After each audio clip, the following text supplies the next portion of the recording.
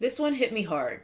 We hear stories of black people getting murdered by police often. We hear about these frequently. But this one's really getting to me. And let's be clear, the murder of innocent black people by police, it's not that it's more common now or it's happening more frequently now than it used to. It's just that before this age of access to so much information, and for that matter, so much misinformation, before the age of social media trending the names of those who were slain, these stories would just get swept under the rug. So when I saw another name trending, another name being hashtagged on Sunday, I was immediately filled with dread. I was actually in a really good mood that day. I had just put up a video and I was chatting with you guys in the comments and we were having fun. And I stepped away to just check my Instagram and I saw that a friend of mine had posted about someone named Atatiana Jefferson. So I went to read the headline, and the headline said, Fort Worth cop shoots and kills unarmed black woman in her own home. I just couldn't believe it. Mere days after the sentencing in the Botham Jean case and the subsequent execution of Joshua Brown. And yes, I'm well aware of how the media is trying to frame that as a result of some sort of drug beef. I ain't buying it. But I was unable to get through an article explaining the details of what had happened to Atatiana without taking breaks, like sobbing breaks. Like I said, it's just really hitting me hard. So I started texting with my mom about it, and I really had an urge to come on here on YouTube and just do a live with you guys so I could vent and kind of get y'all's perspectives and stuff. I guess I just needed community in that moment, but I know that if I had rushed to the internet the way I was feeling right then and there, I would not have been able to maintain my composure. Tatiana was 28 years old. She was the baby sister of 3. On Saturday, she was at home watching her 8-year-old nephew, and they were just hanging out, having fun, playing video games. And this white man, this cop, shot and killed her through the bedroom window of her home. It's hard enough when you hear about these things and you think that could be my brother, that could be my friend, but I guess this one is hitting harder because I feel like this could so easily and so literally be me. I suppose that's why we draw the difference between sympathy and empathy. The top line details of Atatiana, her age, her being the youngest in her family, her being an auntie, it's stuff like that that I think that's making this more upsetting for me because she is quite literally just like me. In my video a week or so ago vis-a-vis the Botham Jean verdict, I actually said in that video that my main takeaway from that entire situation was that if a white person, and in this case, yet again, a white cop, shot and killed me in my own home while I was unarmed and posing no threat, there would be minimal consequences, if any. There is a profound impotence in that, and it's hard to live with. It is incredibly draining to constantly have to rail against the psychological toll it takes to live in a country where it is clear that almost no one values you or values your life except you. Moreover, to live in a society where people think you're dangerous and threatening when you literally aren't doing anything. People crossing the street when they see us is the tip of the iceberg. It really makes me crazy sometimes because I know I'm dope and I know my people are dope. So to think that there are people who think that we straight up don't deserve to live simply because we are black, it's a very surreal experience. It's just such a strange weight to have to carry. This white cop, whose name will never be graced by my lips, he never announced he was police. Based on the body cam footage, according to one of the reports that I read, it was 4 seconds from him saying, "Put your hands up," and spotting Atatiana through the window in the bedroom and him pulling the trigger and killing her. 4 seconds. And the police were only at her home in the first place because one of her neighbors thought that he was looking out for her. It was nighttime and Atatiana had apparently had her front door open. So this neighbor called the police non-emergency line to ask for a wellness check.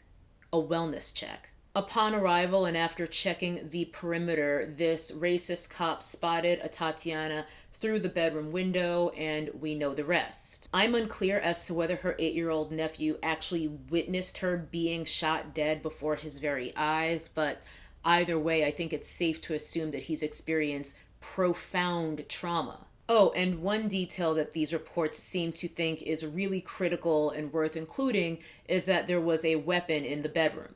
If that's even true, and I would not be surprised if that is completely fabricated to make it seem like Atatiana was dangerous even though she was unarmed, she was in her home and posed no threat whatsoever. And even if she did have a gun in the house, so what? It's Texas. Everybody's packing heat. The repeated references by the media to this weapon being in the bedroom, it's honestly disgraceful because it's irrelevant, and it's a lame attempt to mischaracterize Atatiana and this entire situation. We see the media do this all the time whenever an innocent black person gets murdered by police, and then they want to show photos of the victim dressed up like a gang member, even though the photos are actually from Halloween or whatever. Atatiana's pastor speculated that her door was probably open because it was a nice evening and she wanted some fresh air in the house.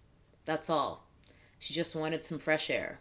And now, because of an open structure call for a wellness check, she's dead. This neighbor, who happens to be a black man, is going to have to live with that for the rest of his life. In his attempt to be helpful, I guess, he basically got her killed. Neighbor man, the police are not here to protect and serve us, and that's on period. I understand that this neighbor probably thought he was being a good Samaritan, but if you actually care about another black person's wellness, the absolute last entity you want involved is 5-0. If you're truly concerned about another black person's welfare, keep the cops out of it and do your own wellness check. If the situation looks dicey and you're afraid for one reason or another, get another family member, get another couple of neighbors together, get your dog, whatever. Or maybe even just mind your damn business. I'm really trying not to harbor any feelings of resentment toward the neighbor because I do believe that he meant well. But man, I wish he had just minded his business. I mean, a person can have their door open for any number of reasons, just because it's hot,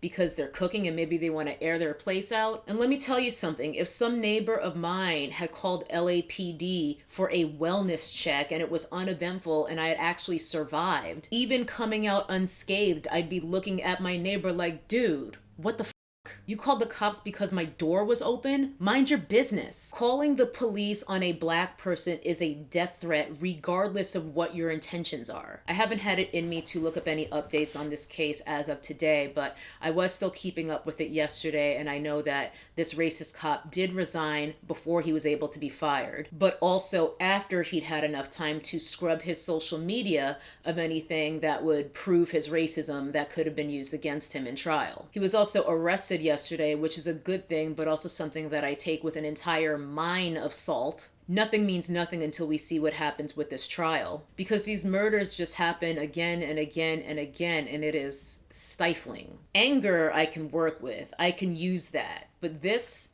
is just pure heartbreak. The grief is really weighing on me. Anyway, I just wanted to talk about it. More for me than for you guys, to be honest, but like I said, I think I just needed community. And I'm sure a lot of you guys are hurting too behind this. I'm proud of the diversity in our little community here, but I do know that a lot of us are black women. You know, many of us are black women and we connect on that level and we're just out here trying to make it. And it's both terrifying and, again, I'm going to say surreal to think that we're not necessarily even safe when we stay home and mind our business. Maisha, shout out to you if you're watching. She left this comment under one of my videos not too long ago, and I actually also referenced what she said in my forgiveness video. She said, "We have trauma in our blood and must be careful to protect our joy even despite the tragedies surrounding us." Hopefully, the more and more that we talk about this case and the next one and the next one, we can keep our foot on their necks for some kind of justice. But we still have to protect our joy today because tomorrow isn't promised. And most importantly, my struggle is not my identity. So if you're pained by this as much as I am, I hope you take some solace in knowing that you're not alone. We gon' make it. Because that's what we do. Always. Love you guys.